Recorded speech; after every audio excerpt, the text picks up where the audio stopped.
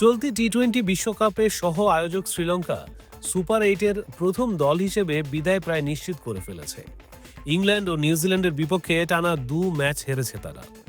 এদিকে লঙ্কানদের বিপক্ষে 61 রানের বড় জয়ে কিউইরা আবারও বিপাকে ফেলে দিয়েছে পাকিস্তানকে।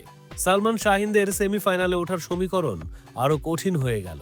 কলম্বোতে বুধবার আগে ব্যাট করে 168 রান তোলে নিউজিল্যান্ড।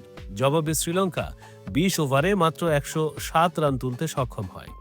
61 রানের এই জয়ে সেমিফাইনালে ওঠার পথ সহজ করে দিয়েছে নিউজিল্যান্ডকে।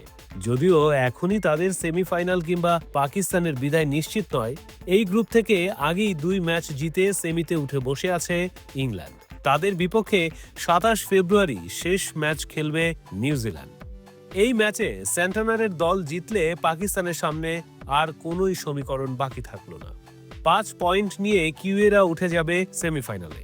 অন্যদিকে সুপার 8-এ পাকিস্তান তাদের শেষ ম্যাচ খেলবে শ্রীলঙ্কার বিপক্ষে আগামী 28 ফেব্রুয়ারি। কিউইরা আগের দিন ইংলিশদের হারিয়ে দিলে পাকিস্তান শ্রীলঙ্কার ম্যাচ হয়ে পড়বে কেবলই নিয়ম রক্ষার লড়াই।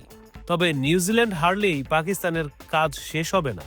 তাদেরও শ্রীলঙ্কার বিপক্ষে অবশ্যই বড় ব্যবধানে জিততে হবে। তখন নিউজিল্যান্ডের সমান 3 পয়েন্ট পাবে সালমান আগার দল।